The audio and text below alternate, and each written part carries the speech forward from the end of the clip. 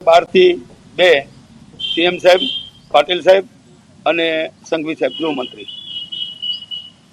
અમને ગઈકાલે બોલાવેલા હતા અને વાત કરવા માટે એમને કહ્યું કે ભાઈ આ સમાધાન છે અને 2-3 વાર માફી માગી છે તો તમે એને માફ ન કરી શકો. પછી ઘણી બધી ચર્ચાઓ થઈ બધી કે ફરીવાર હજી પણ માફી માગી લે, તમારા જાહેર મંચ ઉપર તમારા સમાજનું સંમેલન બોલાવો એમાં માફી માગી લે. પણ ક્ષત્રિય સમાજની આપણે જોયું છે કે પરમ દિવસે લાખોની સંખ્યામાં અમે તો કીધું ક્ષત્રિય સમાજની વાચા આપવામાં આવ્યા છીએ. અત્યારે અમે જો એવો સંતોષો કદાચ આપીએ ને તો અમારી છાપ ગદ્દાર માણસ તરીકે પડે. એ ગદ્દારી તો અમે કરી ન શકીએ સમાજ સાથે, કારણ કે અમે સમાજના સેવક છીએ અને હું 40 વર્ષથી સમાજની સેવા કરું છું. નો પોલિટિક્સ, કોઈ રાજકારણમાં છું નહીં, જવાનો નથી અને મારો કોઈ પક્ષ નથી. સામાજિક પક્ષ એ જ મારો પક્ષ છે. ગઈકાલે અમે કોર કમિટીના 25 સભ્યો, કરણી સેના વગેરે વગેરે બધા ત્યાં હાજર હતા. ગઈકાલે અમદાવાદ ત્યાં બધા મીડિયામાં રાત્રે 3 વાગે જાણ પણ કરેલી છે, મીડિયા પણ ત્યાં બધા હાજર હતા. પણ સૌરાષ્ટ્રમાંથી મારું પ્રતિનિધિત્વ એકનું હતું, એટલે આજે તમારી સમક્ષ હું રજૂ થયો છું. અને ત્યાં મિટિંગમાં એક જ વાતને એક જ અવાજ હતો કે એમની ઉમેદવારી રદ થાય કે તમે પાછી ખેંચાવો, પોતે પરસોત્તમભાઈ પોતે એની ઉમેદવારી પાછી ખેંચી લે. આ સિવાય બીજી અમારી કોઈ માંગ નથી અને આ સિવાય અમારી બીજી કોઈ વાત નથી. પીટી સરકારે જે રીતના આપની સાથે વાત કરી કે તમે સંમેલન બોલાવો ત્યાં માફી માંગી, પહેલા વિવાદ એવો હતો કે ગોંડલમાંથી માફી માંગી, હવે એવી વાત છે કે તમે કયો ત્યાં આવીને માફી, પછી કોઈ ઇસ્યુ શું થશે? ના, ઇસ્યુમાં તો એવું છે કે જો સરકારે 9 પ્રતિનિધિ ક્ષત્રિય સમાજના મંત્રીઓ, પૂર્વ મંત્રીઓ, ધારાસભ્યો એ બધાને 15 દિવસ પહેલા મોકલ્યા હતા. પછી સરકારે 12 મંત્રીઓ, ધારાસભ્યો એમને બોલાયા હતા, ત્યારે પણ એ જ વાત હતી. બધા મંત્રીઓ જ્યારે મળવા આવ્યા ત્યારે એ જ વાત હતી. પછી જે સમાજનો ઉશ્કેરાટ છે સ્વયંભૂત છે કે મારા કહેવાથી પણ સમાજ માની જાય એવું પણ નથી. હું સમાજને આદેશ પણ ન કરી શકું, કારણ કે સમાજ મારો ભગવાન છે અને ભગવાનથી વિશેષ હું ન જઈ શકું. હું મહાદેવનો પરમ ભક્ત છું. મહાદેવની સાનિધ્યમાં હું તમને મહાદેવના સોગંદ ખાઈને કહું છું કે હું સમાજ સાથે કોઈ દિવસ વિશ્વાસઘાત ન કરું. અત્યારે આમ જુઓ તો 22 કરોડ ક્ષત્રિયો ભારતમાં છે, પણ હું તમને 75 લાખની જ વાત કરું છું કે જેને મારા ઉપર વિશ્વાસ ને ભરોસો મૂક્યો છે સંકલન સમિતિ ઉપર અને મારા ઉપર. જ્યારે અમે ગઈકાલે ગયા ત્યારે જાત જાતની ટિપ્પણીઓ થતી હતી, ત્યારે પણ મેં એમ કીધું હતું અને મેં અવારનવાર કીધેલું છે કે જેનો બાપ એક એની વાત એક, તો વાત ન ફરે. એ સમાજનો સૂર છે, મારો નથી. જો સમાજને અનુકૂળ લાગે અને સમાજ એમ કહે ભાઈ કોર કમિટી જે કંઈ નક્કી કરે એ અમને માન્ય છે, પણ આ તો નહીં જ કરવાનું. એવા કાલ અસંખ્ય મેસેજ આવ્યા, જ્યારે અમને ખબર નહોતી કે અમારે ત્યાં જવાનું છે. અમને તો મોડી સાંજે ખબર પડી. હું તો 5 વાગે રાજકોટ હતો, 9:30 પહોંચ્યો.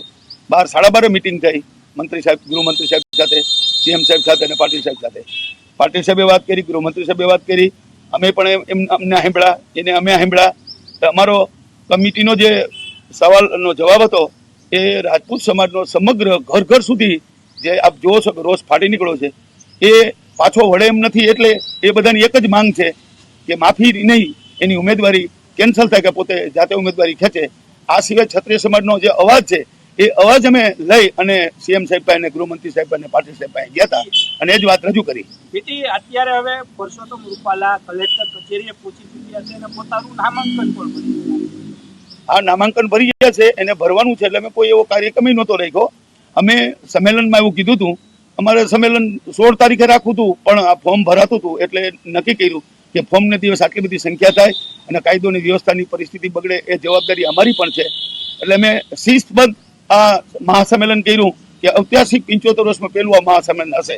અને પ્રતિજ્ઞાઓ લેવડાવી છે, મા ભવાનીના સોગંદ પણ આપ્યા છે કે કાયદાની બહાર જવાનું નથી. પોલીસનો સહકાર છે અને સરકારનો પણ સહકાર છે. સરકારે પણ એક પણ પગલું એવું નથી ભર્યું કે જે ક્ષત્રિય સમાજની રેલીમાં આવતા માણસોને રોકવા કે સંમેલન ન કરવું કે મંજૂરી ન આપી, આ સંમેલનને તોડી પાડવું, આ સંમેલનને ઉતારી પાડવું. કદાચ ઘણીવાર ચર્ચાઓ થતી હોય કે આની પાછળ કોઈ હશે, કે અમારી પાછળ કોઈ નથી. આગળ પણ સમાજ છે, પાછળ પણ સમાજ છે, ઉપર ભગવાન છે, નીચે ધરતી છે. એ અમે જાણીએ છીએ. અમે કોઈના હાથા નથી બન્યા, હથિયાર નથી બન્યા. માણસો જાત જાતની વાત કરતી હોય, આપણી સમક્ષ પણ એવી વાત આવતી હોય તો એ વાતને સમર્થન જરા પણ ના આપતા. જ્યારે પણ કાંઈ વાત સત્ય હશે ત્યારે હું તમારી સમક્ષ જરૂર આવીશ અને કોર કમિટીને સાથે લઈને આવીશ અને તમને કહીશ કે આ વાતમાં સત્યતા છે. વાઘોડિયા બેઠક પર ભાજપના ધર્મેન્દ્રસિંહ વાઘેલાએ નોંધાવી ઉમેદવારી. મુહૂર્ત સાચવવા ખુલ્લી જીપમાંથી ઉતરીને બાઇક પર બેસી કલેક્ટર કચેરી પહોંચ્યા ધર્મેન્દ્રસિંહ. ઉમેદવારી ફોર્મ ભરતી વખતે મોટી સંખ્યામાં ભાજપ કાર્યકરો રહ્યા હાજર. વાઘોડિયા બેઠક પર ભાજપના ધર્મેન્દ્રસિંહે ફોર્મ ભરતા પહેલા કર્યું શક્તિ પ્રદર્શન. મહાદેવના દર્શન કરીને જનસભા સંબોધી. ધર્મેન્દ્રસિંહે વાઘોડિયા બેઠક પર જંગી જીતનો આશાવાદ કર્યો વ્યક્ત.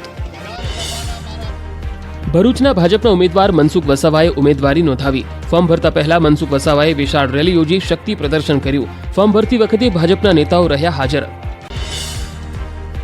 મનસુખ વસાવાએ આપ નેતા ચૈતર વસાવા પર કર્યા પ્રહાર. કહ્યું, આપ પાસે કાંઈ જ નથી છતાં જીતવાના દાવા કરે છે. હારેલો જુગારી બમણો રમે એવું આપ વડાઓનું છે. જેમ ઓલવાતો દીવો ફળફળાય એમ આપના નેતા ફળફળી રહ્યા છે. ભાજપ એટલી મજબૂત છે કે કોઈ સામે ટક્કર નહીં. અમદાવાદની પૂર્વ બેઠકના ભાજપના ઉમેદવાર હસમુખ પટેલે વિજય મુહૂર્તમાં પોતાનું ઉમેદવારી પત્ર ભર્યું. ફોર્મ ભરતી વખતે મંત્રી જગદીશ પંચાલ અને ગોરધન ઝડફિયા સહિતના નેતાઓ હાજર રહ્યા. હસમુખ પટેલે જંગી બહુમતીથી જીતનો વિશ્વાસ વ્યક્ત કર્યો. પંચમહાલ લોકસભા બેઠકના ભાજપ ઉમેદવારે ભર્યું ફોર્મ. રાજપાલસિંહ જાદવ ભાજપના આગેવાનો અને કાર્યકરો સાથે પહોંચ્યા હતા કલેક્ટર કચેરી. ઉમેદવારી પત્ર ભરીને રાજપાલસિંહ જાદવે જંગી લીડથી જીતવાનો વિશ્વાસ વ્યક્ત કર્યો. પંચમહાલ બેઠકના રાજપાલસિંહ જાદવે યોજી ભવ્ય રેલી. મોટી સંખ્યામાં ભાજપના આગેવાનો અને કાર્યકરો પ્રચંડ પ્રચારમાં જોડાયા. શહેરમાં નીકળેલી ભવ્ય રેલીમાં જનમેદની ઉમટી પડ્યું.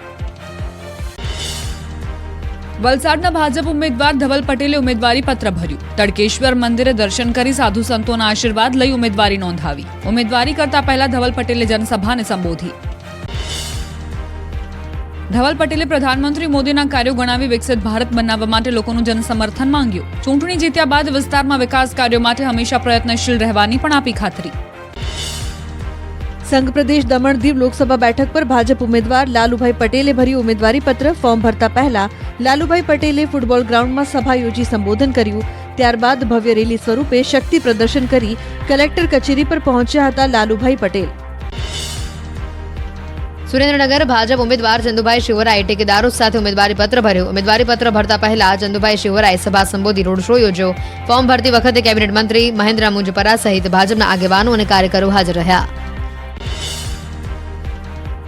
બનાસકાંઠાની જ્ઞાનીબેન ઠાકોરે ફોર્મ ભર્યું. કોંગ્રેસના ઉમેદવાર છે જ્ઞાનીબેન ઠાકોર. ઉમેદવારી ફોર્મ ભરતી વખતે કોંગ્રેસના નેતાઓ રહ્યા હતા હાજર. બનાસકાંઠામાં કોંગ્રેસ ઉમેદવાર જ્ઞાનીબેન ઠાકોરે ભવ્ય રેલી યોજી. દેશી અંદાજમાં જ્ઞાનીબેને ટ્રેક્ટરમાં સવારી કરી. તેમની સાથે ટ્રેક્ટર અને અન્ય વાહનોમાં મોટી સંખ્યામાં કોંગ્રેસના કાર્યકર્તાઓ ઉમટી પડ્યા. જ્ઞાનીબેન ઠાકોરે રેલી યોજ્યા બાદ ગજવી હતી જનસભા. કહ્યું, બનાસકાંઠાને કોઈ બાનમાં લેવા માંગતા હોય તો અમે નહીં લેવા દઈએ. મારા લોકોને કોઈ વહીવટ તંત્ર હેરાન કરવા માંગતું હોય તો હું ઝાંસીની રાણીની જેમ ચાલીશ. લોકસભા ચૂંટણીના જંગમાં જોવા મળ્યું ઇમોશનલ કાર્ડ. સભામાં ઉમટેલી જનમેદની જોઈને ચાલુ સભામાં રડી પડ્યા જ્ઞાનીબેન ઠાકોર. કહ્યું, મને ગામડે ગામડે લોકો પૈસા આપે છે. લોકોની જિંદગી વીતી જાય તો ટિકિટ નથી મળતી. મને ભગવાને આપ્યું છે તો મારી લાજ રાખજો. સુરેન્દ્રનગરના કોંગ્રેસ લોકસભા ઉમેદવાર ઋત્વિક મકવાણાએ કલેક્ટર કચેરીએ ઉમેદવારી નોંધાવી. ઉમેદવારી પહેલા ઋત્વિક મકવાણાના સમર્થનમાં રોડ શો યોજાયો. પૂર્વ ધારાસભ્ય નૌશાદ સોલંકી સહિત જિલ્લા કોંગ્રેસના હોદ્દેદારો અને આગેવાનો રહ્યા હાજર. રોડ શોમાં જનમેદની જોઈને ઋત્વિક મકવાણા રડી પડ્યા. સુરેન્દ્રનગર લોકસભા બેઠકના કોંગ્રેસ ઉમેદવાર છે ઋત્વિક મકવાણા. રોડ શોમાં માતા અને બહેન અને પરિવારજનો પાસે આશીર્વાદ લેતા જ ભાવુક થયા હતા ઋત્વિક મકવાણા. મહેસાણામાં કોંગ્રેસ ઉમેદવાર રામજી ઠાકોરે વોટની સાથે નોટની પણ અપીલ કરી. કહ્યું, હું ગરીબ પરિવારનો દીકરો છું. મને યથાશક્તિ ફાળો અને વોટ આપજો. મહેસાણા કોંગ્રેસના ઉમેદવાર રામજી ઠાકોરે ફંડ માટે બારકોડ જાહેર કર્યું. ડિપોઝિટ ભરવા ચાંદલાના ભાગરૂપે ઓછામાં ઓછા 11 રૂપિયાથી વધુમાં વધુ યથાશક્તિ પ્રમાણે માંગી મદદ. સોશિયલ મીડિયામાં ફોટો સાથેના પોસ્ટર કર્યા વાયરલ. બારડોલી લોકસભાના કોંગ્રેસ ઉમેદવારે ફોર્મ ભર્યું. કોંગ્રેસના કાર્યકર્તાઓ અને આગેવાનો સાથે કલેક્ટર કચેરી પહોંચ્યા સિદ્ધાર્થ ચૌધરી. ઉમેદવારી ફોર્મ ભરીને જંગી જીતનો વિશ્વાસ કર્યો વ્યક્ત. બારડોલીમાં કોંગ્રેસ ઉમેદવાર સિદ્ધાર્થ ચૌધરીએ કર્યું શક્તિ પ્રદર્શન. ખુલ્લી જીપમાં નીકળેલા સિદ્ધાર્થ ચૌધરીએ લોકોનું અભિવાદન ઝીલ્યું. કોંગ્રેસના ઝંડા સાથે હજારોની સંખ્યામાં કાર્યકરો અને હોદ્દેદારો રેલીમાં જોડાયા. રાજકોટથી ભાજપ ઉમેદવાર પરસોત્તમ રૂપાલા આવતીકાલે 22:39 કલાકે વિજય મુહૂર્તમાં ઉમેદવારી પત્ર ભરશે. આવતીકાલે સવારે 9 કલાકે તેઓ જાગનાથ મંદિરે દર્શન કરશે. બાદમાં રૂપાલાના સમર્થનમાં જાગનાથ મંદિરથી બહુમાળી ભવન ચોક સુધી રેલી યોજાશે. ત્યારબાદ સવારે 10:30 વાગે બહુમાળી ભવન ચોક ખાતે જાહેર સભા યોજાશે. આ સભા પૂર્ણ થયા બાદ ઉમેદવારી પત્ર ભરવા રવાના થશે. બહુમાળી ભવન પાસે સભા સ્થળે તૈયારીઓને અપાઈ રહ્યો છે આખરી ઓપ. બનાસકાંઠાના ભાજપ ઉમેદવાર રેખાબેન ચૌધરી અંબાજી દર્શનાર્થે પહોંચ્યા. આવતીકાલે રેખાબેન ચૌધરી ઉમેદવારી ફોર્મ ભરશે. ત્યારે રેખાબેને મા અંબાના આશીર્વાદ લીધા હતા અને 5 લાખની લીડથી જીતશે તેવો વિશ્વાસ કર્યો હતો વ્યક્ત. દાહોદમાં ભાજપ ઉમેદવાર જશવંતસિંહ ભાભોર માટે યોજાયું વિજય વિશ્વાસ સંમેલન. કાર્યક્રમમાં આદિવાસી સમાજના નેતાઓ, મંત્રી, પરંપરાગત આદિવાસી નૃત્ય કરતા નજરે પડ્યા. કાર્યક્રમમાં કુબેર ડિંડોર, બચ્ચુ ખાબડ સહિતના નેતાઓ રહ્યા હાજર. અરવલ્લીના ભિલોડા વિસ્તારના ગામડામાં ચૂંટણી બહિષ્કારની ચીમકી. નિકલ અને ક્રોમિયમ જેવી ધાતુઓ મળતા સરકારે ખનન માટે ટેન્ડર બહાર પાડતા વિરોધ કરાયો. કુંડોલ, મસોતા, ઝાંઝરી સહિતના વિસ્તારોના 400થી વધુ લોકોએ રેલી યોજી મામલતદારને આવેદન આપ્યું. વાઘોડિયામાં ધર્મેન્દ્રસિંહની રેલીમાં જોખમી સ્ટન્ટનો વીડિયો વાયરલ. ઉત્સાહમાં આવી ગયેલા સમર્થકોએ જીવના જોખમે કર્યા સ્ટન્ટ. ચાલુ રેલીમાં કારની બારી પર બેસી ગયેલા સમર્થકો ભાન ભૂલ્યા. ઝાંઝરડા સહિત 3 ગામોમાં ખેડૂતોની મતદાન બહિષ્કારની ચીમકી. નવી ટીપી સ્કીમની જાહેરાતને લઈને ખેડૂતોમાં રોષ. નવી ટીપી સ્કીમ રદ કરાવવા 6 મહિનાથી ચાલી રહ્યું છે આંદોલન. ધરણા પૂરા થયા બાદ પણ કોઈ કાર્યવાહી ન કરાતા ખેડૂતોએ યોગ્ય ઉકેલની કરી માંગ. રાજકોટમાં ક્ષત્રિયોના વિરોધ પ્રદર્શનમાં શરૂ થઈ ખેંચતાણ. પદ્મિનીબાએ હવે સંકલન સમિતિ સામે જ ખેંચી તલવાર. સંકલન સમિતિ પર ગંભીર સવાલ કરતા પદ્મિનીબાની કથિત ઓડિયો ક્લિપ વાયરલ. ક્ષત્રિય અગ્રણીઓમાં જોરદાર વિખવાદના એંધાણ. ક્ષત્રિય સંમેલનમાં નિર્ણય ન લેવાતા પદ્મિનીબા નારાજ. કહ્યું, શું લોકો માત્ર ભાષણ સાંભળવા આવ્યા હતા? આટલા લોકો ભેગા થયા જેનો કોઈ મતલબ ન રહ્યો. કથિત ઓડિયો ક્લિપમાં પદ્મિનીબાવાળાએ કહ્યું, દંડા મારી ખાવાના, જેલમાં અમારે જવાનું. સંકલન સમિતિવાળાએ તો અડધા કલાકના ભાષણ કર્યા, પણ મને તો ભાષણ પણ આપવા દેતા નથી. રૂપાલાની ટિકિટ રદ કરવા ક્ષત્રિય સમાજનું અલ્ટિમેટમ. 19મી સુધી ફોર્મ નહીં ખેંચાય તો આંદોલનની ચીમકી ઉચ્ચારાઈ. અમદાવાદ GMDC ગ્રાઉન્ડ ખાતે કરાશે આંદોલન. દેશભરના ક્ષત્રિય સમાજના લોકો એકત્ર થશે. રાજકોટના રતનપરમાં મળેલા ક્ષત્રિય મહાસંમેલનમાં લેવાયો નિર્ણય.